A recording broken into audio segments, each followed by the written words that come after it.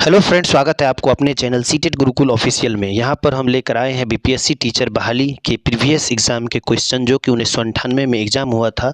अगर इससे पहले 1993 के जो भी वीडियो दो पाली में एग्ज़ाम हुआ था और उसका मैंने वीडियो बना दिया हूँ। 1998 के भी जो है फर्स्ट पार्ट को मैंने बना दिया हूँ, जिसमें 1 से लेकर 40 तक क्वेश्चन है। अगर आपने नहीं देखे हैं तो डिस्क्रिप्शन में लिंक दिया हुआ है, जाके देख ले, या एक अलग प्ले लिस्ट बना दिया हूँ, वहाँ से आप जाके देख सकते हैं। अगर अभी तक चैनल पर नए हैं और सब्सक्राइब नहीं किए हैं तो चैनल को सब्सक्राइब कर लीजिए, बेल आइकन बजा लीजिए ताकि आपको अगला वीडियो का नोटिफिकेशन सबसे पहले मिलते रहेंगे। वीडियो अच्छा लगे तो जाते समय लाइक ज़रूर कीजिएगा। तो यहाँ पे मैंने इस वीडियो में जो है मैंने 40 क्वेश्चनों को जो है इस पिछले वीडियो में मैंने बना दिया हूँ। तो अगर आप नहीं देखें तो डिस्क्रिप्शन में लिंक दिया हुआ है, वहाँ पर जाके आप जो है देख सकते हैं। चलिए आज हम 41 से लेके 80, 90 या 100 ऐसे 50-60 क्वेश्चन का जो है संग्रह इस वीडियो में करूँगा, तो बने रहे हमारे साथ।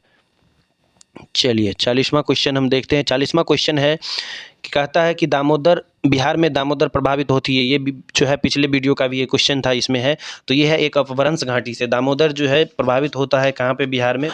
बर्फ जो है शुष्क बर्फ है। इसमें आपके पास ऑप्शन दिया हुआ है ठोस पानी, कार्बन डाइऑक्साइड, निर्जल बर्फ या ठोस हाइड्रोजन ऑक्साइड। तो आपको यहाँ पे देखना है कि क्वेश्चन है कि शुष्क बर्फ क्या है। ऑप्शन है ठोस पानी, कार्बन डाइऑक्साइड, निर्जल बर्फ या ठोस हाइड्रोजन पर ऑक्साइड। तो जो इसका आंसर हो जाएगा इसका आंसर हो जाएगा ठोस कार्बन डाइऑक्साइड, यानी शुष्क बर्फ जो होता है वो ठोस कार्बन डाइऑक्साइड होता है। चलिए क्वेश्चन नंबर 42 देखते हैं। क्वेश्चन नंबर 42 क्या है कि अग्नि नाम जुड़ा हुआ है। अग्नि नाम जुड़ा हुआ है, किसका एक अग्नि नाम है? तो आग से लड़ने वाली मशीन से, युद्ध टैंक से, हवाई जहाज़ से या भारत द्वारा निर्मित की गई मिसाइल से। तो जो अग्नि मिसाइल जो है वो अग्नि क्या है? एक मिसाइल है, और इसका आंसर जो है डी हो जाएगा। और भारत द्वारा निर्मित एक मिसाइल का नाम जो है अग्नि है। तो याद रखेंगे अग्नि क्या है? भारत द्वारा तैयार की गई एक मिसाइल का नाम अग्नि है। अब आते हैं हम लोग क्वेश्चन नंबर 42 देखते हैं। क्वेश्चन नंबर 42 हो चुका है। क्वेश्चन नंबर 43 देखते हैं। क्वेश्चन नंबर 43 है कि 70 से 100 के बीच कितनी अभाज्य संख्याएं यानी जुड़वा संख्या है? तो ये आप लोग बना के देखिएगा। इसका जो है मैं आपको आंसर नहीं बताऊंगा। चलिए आगे चलते हैं। क्वेश्चन नंबर हम लोग 44 देखते हैं। देखिए यानी कि जो 1993 में एग्जाम हुआ था उसमें मैथ का क्वेश्चन 9 के बराबर था, लेकिन जैसे ही आप 98 में जाते हैं तो आपको देखने को मिल सकता है कि पिछला वीडियो जो है मैथ से था। ये एक रीजनिंग से वीडियो है। ये 1 है, 5 है, 1 है, 5 है, 13 है, उसके बाद 29 है और उसके बाद 26 है। तो छठे स्थान वाली संख्या क्या होगी? तो 1, 2, 3, 4, 5, और ये यहाँ पे कौन सी संख्या होगी? तो चलिए हम लोग देखते हैं कि आखिर ये कौन सा सीरीज लेके यहाँ से ये चला हुआ है।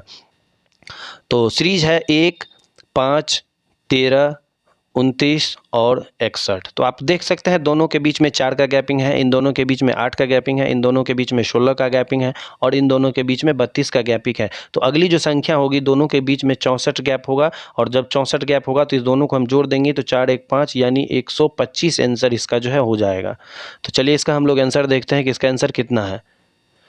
तो आप यहाँ पे देख सकते हैं कि श्रेणी 1, 5, 13 और 29, 61 में छठे स्थान वाली संख्या जो है 125 होगी। चलिए क्वेश्चन नंबर 45 देखते हैं।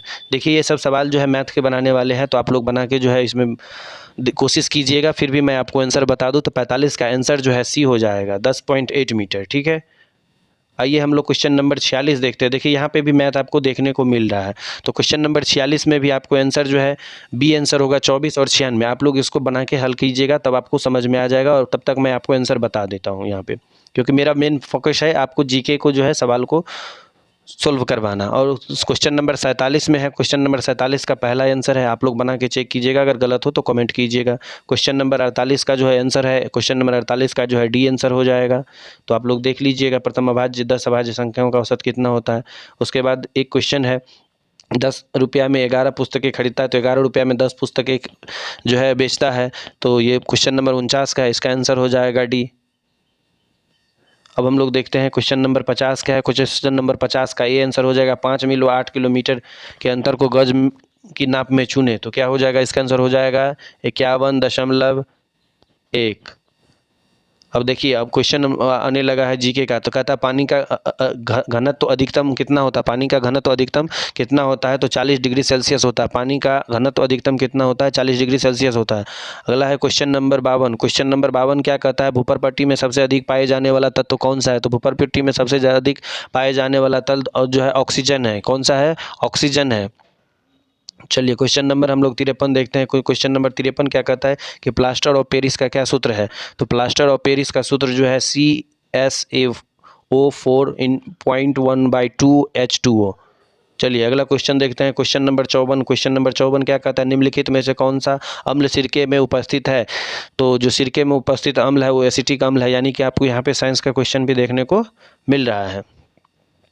चलिए अगला क्वेश्चन देखते हैं। Question number 55। क्वेश्चन नंबर 55 क्या है, ध्वनि में वायु का वेग का अनुपात क्या होता है, यानी कि ध्वनि में वायु का वेग अनुमानतः कितना होता है। तो इसका आंसर हो जाएगा आपको 300 मीटर प्रति सेकंड, 300 मीटर प्रति सेकंड। आइए क्वेश्चन नंबर 56 देखते हैं। क्वेश्चन नंबर 56 क्या कहता है कि सूर्य के प्रकाश को धरती की सतह पर पहुंचने में लगने वाला समय लगभग कितना है। सूर्य के प्रकाश को धरती की सतह पर पहुंचने में लगने वाला समय जो है आपको 8.5 मिनट, 8.5 मिनट। अगला क्वेश्चन, क्वेश्चन नंबर 57 देखते हैं। क्वेश्चन नंबर 57 है कि स्टील को कठोरता प्रदान करने के लिए बढ़ाई जाती है, यानी स्टील को कठोरता प्रदान करने के लिए उसमें क्या मिलाया जाता है। तो उसमें जो है आपको क्रोमियम की मात्रा को जो है मिलाया जाता है। अगला क्वेश्चन देखते हैं। Question number 58। क्वेश्चन नंबर 58 में है क्रोमेटोग्राफी की तकनीक प्रयोग होता है किसमें, रंगीन पदार्थों की पहचान करने में, पदार्थों की संरचना निर्धारण में, रंगीन पदार्थों के प्रभावी आसवन में, या एक मिश्रण से पदार्थ को अलग करने में।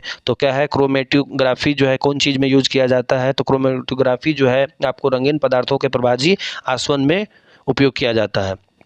अब आते हैं क्वेश्चन नंबर 49 देखते हैं। कहता है क्वेश्चन नंबर 49 क्या है, घरेलू एलपीजी सिलेंडरों में दाब मापक नहीं प्रदान किए जाते हैं, ये बहुत महंगे होते हैं, ये एलपीजी सिलेंडरों में गैस की मात्रा को प्रदर्शित नहीं करते हैं, इनका प्रयोग निरादर होता है, ये एलपीजी द्वारा चेक हो जाते हैं। तो क्वेश्चन था कि एलपीजी सिलेंडरों में दाब मापक नहीं प्रदान किए जाते हैं, तो इसका आंसर हो जाएगा ये एलपीजी द्वारा चोक हो जाते हैं। अगला क्वेश्चन हम लोग देखते हैं। Question number 60। क्वेश्चन नंबर 60 क्या है कि प्रकाश विकिरण की प्रवृत्ति होती है, प्रकाश विकिरणों की प्रकृति कैसी होती है, तरंग के समान, कण के समान, तरंग एवं कण दोनों के समान, तरंग एवं कण किसी के समान नहीं होता है। तो प्रकाश का जो विकिरण होता है उसकी जो प्रकृति कैसी होती है, तो तरंग एवं कण दोनों के समान होता है। आइए क्वेश्चन नंबर 61 देखते हैं। 61 में क्या कह रहा है कि भारतीय रिजर्व बैंक ने भारत के विदेश व्यापार में धन लगाने में मदद की है। कहते हैं भारतीय रिजर्व बैंक ने भारत के विदेश व्यापार में धन लगाने में मदद की है, नाबार्ड द्वारा, एक्सिम बैंक द्वारा, आईडीबीआई द्वारा, या स्टेट बैंक ऑफ इंडिया द्वारा। तो भारतीय रिजर्व बैंक ने भारत के विदेश व्यापार में धन लगाने में जो मदद किया है वो है एक्सिम बैंक द्वारा।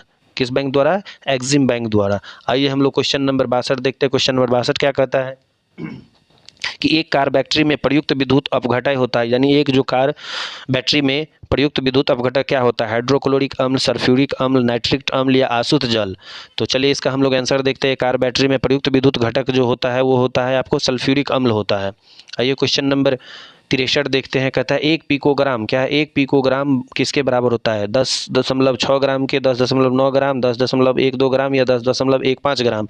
तो 1 पिकोग्राम जो होता है वो 10.12 ग्राम के बराबर होता है। आइए क्वेश्चन नंबर 64 देखते हैं। दूध जो है उदाहरण है, दूध किसका उदाहरण है, एक विलयन का, क्लोराइड विलयन का, इमल्सन का, या वायु विलयन का।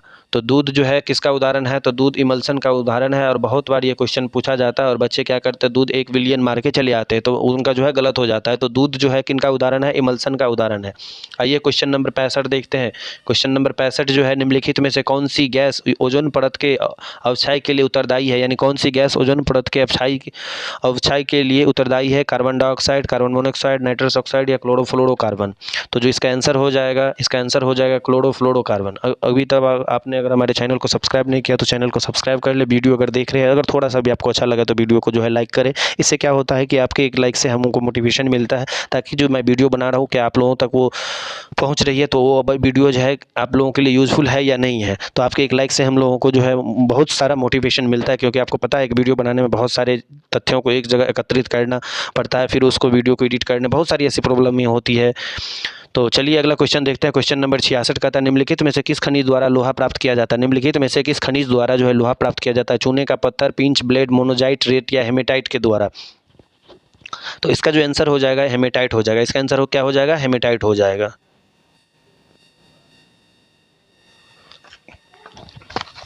चलिए अगला क्वेश्चन हम लोग देखते हैं। क्वेश्चन नंबर 67 क्या कहता है। तो क्वेश्चन नंबर 67 कह रहा है कि विटामिन सी का रासायनिक नाम क्या है। विटामिन सी का जो है रासायनिक नाम क्या है। Ascorbic acid, thiamine, citric acid या टार्ट्रिक एसिड।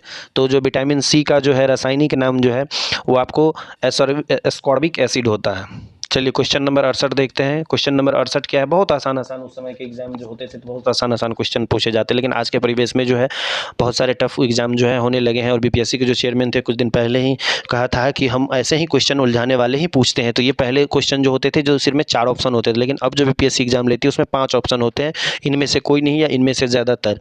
तो वहाँ पे जो है जवाब देना बहुत ही कठिन हो जाता है। तो आप छोटी छोटी बातों को जो है ध्यान में रखते हुए जो है पढ़ाई करेंगे। क्वेश्चन है सूर्य पर ऊर्जा का निर्माण होता है। सूर्य पर ऊर्जा का निर्माण होता है नाव के विखंडन द्वारा, नाव के संलयन द्वारा, ऑक्सीजन अभिक्रियाओं द्वारा, अवकरण अभिक्रियाओं द्वारा। तो कहता है सूर्य पर ऊर्जा का जो है निर्माण होता है, तो इसका आंसर हो जाएगा आपको नाभिकीय संलयन द्वारा। ठीक है, आगे हम लोग देखते हैं क्वेश्चन नंबर 69 देखते हैं। निम्नलिखित में से किसमें कार्बन नहीं है। निम्नलिखित में से किसमें कार्बन नहीं है। हीरा, ग्रेफाइट, कोला या उपयुक्त में से कोई नहीं है।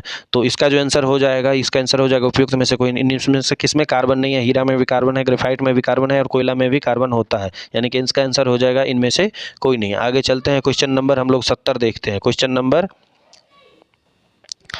नंबर 70 देखते हैं। सर वी रमन को भौतिकी का नोबेल पुरस्कार प्राप्त हुआ था किस ईस्वी में। 1928, 1930, 1932, 1950 ईस्वी। तो चलिए इसका आंसर देखते हैं। तो इसका आंसर हो जाएगा 1930 ईस्वी में सर वी रमन को जो है भौतिकी का नोबेल पुरस्कार मिला था। आइए क्वेश्चन नंबर 71 देखते हैं। आइए क्वेश्चन नंबर 71वां देखते हैं। 8वीं योजना के अंतर्गत जीडीपी को निम्न स्तर पर तक बढ़ाने का लक्ष्य निर्धारित किया गया। 8वीं योजना के अंतर्गत जीडीपी को निम्न स्तर तक बढ़ाने का लक्ष्य जो है निर्धारित किया गया था। तो कितना परसेंट, 6.5%, 4.5%, 6 या 5.6%।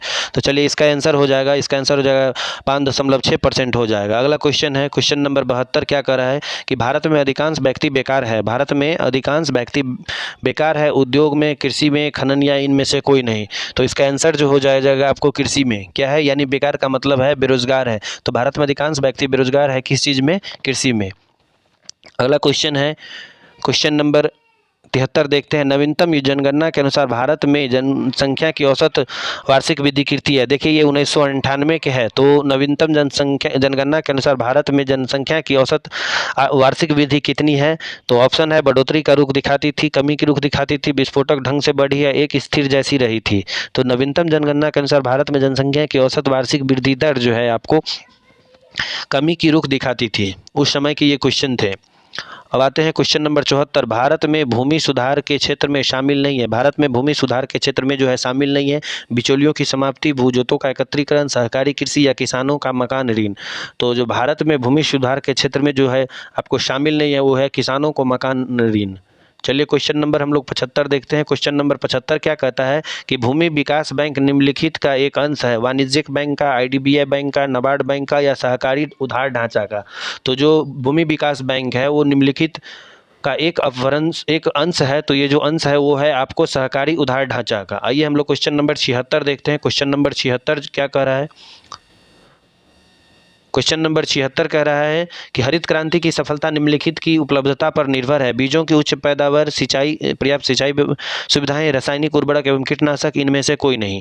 तो जो हरित क्रांति की सफलता का जो निम्नलिखित उपलब्धता जो निर्भर करता था वो आपको जो है इनमें से किसी भी चीज़ पर निर्भर नहीं करता था।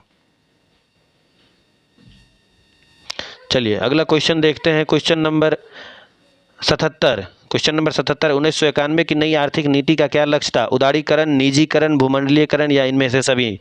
तो क्वेश्चन है 1991 की आर्थिक नीति का लक्ष्य क्या था।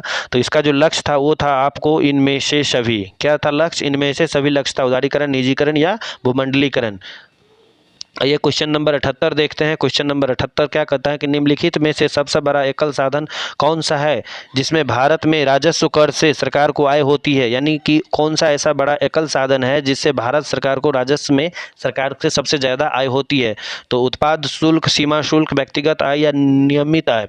तो इसका जो है आंसर हो जाएगा, इसका आंसर हो जाएगा उत्पाद कर से भारत एक एकल साधन हो गया है कि भारत में सबसे राजस्व ज़्यादा कर जो है उत्पादन कर से आता है। चलिए क्वेश्चन नंबर 79 देखते हैं। क्वेश्चन नंबर 79 है निम्नलिखित में से कौन सा एक केंद्रीय सरकार का कर नहीं है। निम्नलिखित में से कौन सा केंद्रीय सरकार का कर नहीं है। तो ये जो है आपको ऑप्शन है आयकर, भूमि कर, सीमा कर या उत्पाद कर। तो केंद्र सरकार का जो कर नहीं है वो आपको जो है भूमि राजस्व कर, ये केंद्र सरकार का नहीं, ये राज्य सरकार का कर होता है। चलिए अगला क्वेश्चन देखते हैं, क्वेश्चन नंबर 80।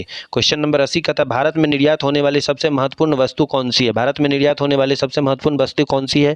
चमड़े का सामान, कपड़े, चाय या चावल। आपके पास 4 ऑप्शन है। भारत में निर्यात होने वाला सबसे महत्वपूर्ण वस्तु क्या है? तो वो है कपड़ा।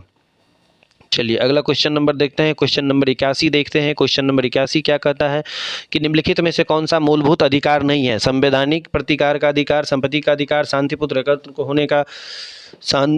एकत्र होने का अधिकार और देश भर में आज़ादी के साथ आने जाने का जो है अधिकार। क्वेश्चन है मूलभूत अधिकार नहीं है। तो मूलभूत अधिकार आप लोग जो है, जो भी स्टूडेंट है, एक बार जरूर मूलभूत अधिकार आप पूरा पढ़ लेंगे। तो कोई इसका आंसर हो जाएगा बी, संपत्ति का अधिकार आपका मूलभूत अधिकार नहीं है। आइए क्वेश्चन नंबर 82 देखते हैं। क्वेश्चन नंबर 82 क्या है? भारतीय संविधान ने केंद्रीय सरकार की अधिशासी शक्तियों को किसमें निहित किया? राष्ट्रपति में, प्रधानमंत्री में, केंद्रीय मंत्रिमंडल में या उपयुक्त में। क्वेश्चन है कि भारतीय संविधान ने केंद्रीय सरकार की अधिशासी शक्तियों को किसमें निहित किया है? तो इसका आंसर हो जाएगा भारत के राष्ट्रपति में। चलिए अगला क्वेश्चन हम लोग देखते हैं, क्वेश्चन नंबर 83। और क्वेश्चन नंबर 83 जो है, आमतौर पर भारत के प्रधानमंत्री कौन होते हैं? संसद का सदस्य नहीं, लोकसभा का सदस्य, राज्यसभा का सदस्य या दोनों सदनों का सदस्य। जो आमतौर पर भारत के प्रधानमंत्री होते हैं वो होते हैं लोकसभा का सदस्य होना जरूरी है। चलिए अगला क्वेश्चन नंबर 84 देखते हैं। क्वेश्चन नंबर 84 है कि लोकसभा के कम से कम कितने सत्र बुलाए जाते हैं? लोकसभा के कम से कम कितने सत्र बुलाए जाते हैं? तो वर्ष में 1 बार, वर्ष में 2 बार, वर्ष में 3 बार, वर्ष में 4 बार। तो जो लोकसभा के कम से कम कितने सत्र बुलाए जाते हैं? तो इसका जो है आंसर हो जाएगा वर्ष में 2 बार। चलिए क्वेश्चन नंबर 85 देखते हैं। क्वेश्चन नंबर 85 है, राज्यसभा के सदस्य जो है चुने जाते हैं। तो राज्यसभा के जो सदस्य है वो चुने जाते हैं 4 वर्ष के लिए, 5 वर्ष के लिए, 6 वर्ष के लिए, आजीवन। तो जो इसका आंसर हो जाएगा, इसका आंसर हो जाएगा 6 वर्ष के लिए। आइए क्वेश्चन नंबर 86 देखते हैं। क्वेश्चन नंबर 86 क्या कह रहा है कि कौन राज्य सबसे अधिक प्रतिनिधि लोकसभा में भेजता है? बिहार, मध्य प्रदेश, पश्चिम बंगाल या उत्तर प्रदेश। तो इसका जो है आंसर हो जाएगा उत्तर प्रदेश। कौन से राज्य सबसे अधिक प्रतिनिधि लोकसभा में भेजता है? वो है उत्तर प्रदेश।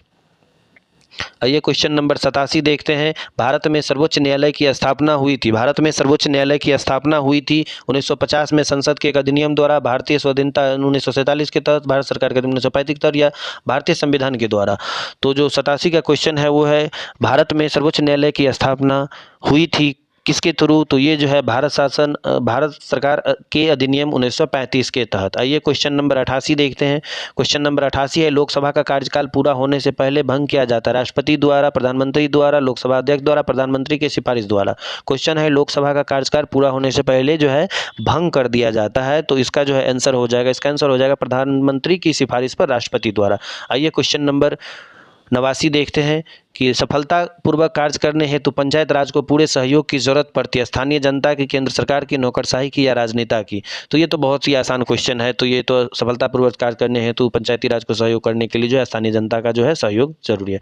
और इस वीडियो का लास्ट क्वेश्चन है, और क्वेश्चन नंबर 90 जो है आपको यहाँ पे दिया है, 20वीं शताब्दी का आखिरी कुंभ मेला कहाँ पे लगा था? 20वीं शताब्दी मतलब ये 1998 का जो है क्वेश्चन है।